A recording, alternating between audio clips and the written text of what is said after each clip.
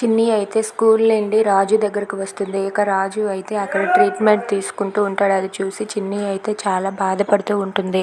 ఇక రాజుని అలా చూసి చిన్ని అయితే ఏడుస్తూ ఉంటుంది. ఇంతలో అదే హాస్పిటల్కి దేవ వస్తాడు.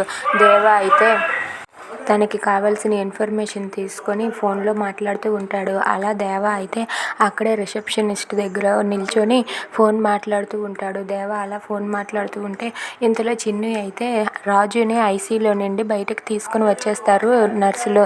దాంతో చిన్ని అయితే నర్సుల దగ్గరకు వెళ్ళి ఏంటండి మా రాజుని బయటికి ఎందుకు తీసుకువచ్చేశారు, ఐసీయూలో ఉంచాలి కదా అని చెప్పి అడుగుతూ ఉంటుంది. అది వినగానే అక్కడ ఉన్న సిస్టర్ ఇలా అంటూ ఉంటుంది, ఇతనికి అర్జెంటుగా 24 గంటల్లోపు ట్రీట్మెంట్ జరగాలి. అది జరగాలి అంటే అర్జెంటుగా 40,000 కట్టాలి. 40,000 కట్టకపోవడం వల్ల ఇతన్ని బయట పెట్టాము. ఆ 40,000 కానీ కడితే ఇతనికి ట్రీట్మెంట్ జరుగుతుంది, లేదంటే ఇతను చనిపోతాడు అని చెప్పి అంటుంది. అది వినగానే చిన్ని అయితే ఒక్కసారిగా షాక్ అయిపోతుంది.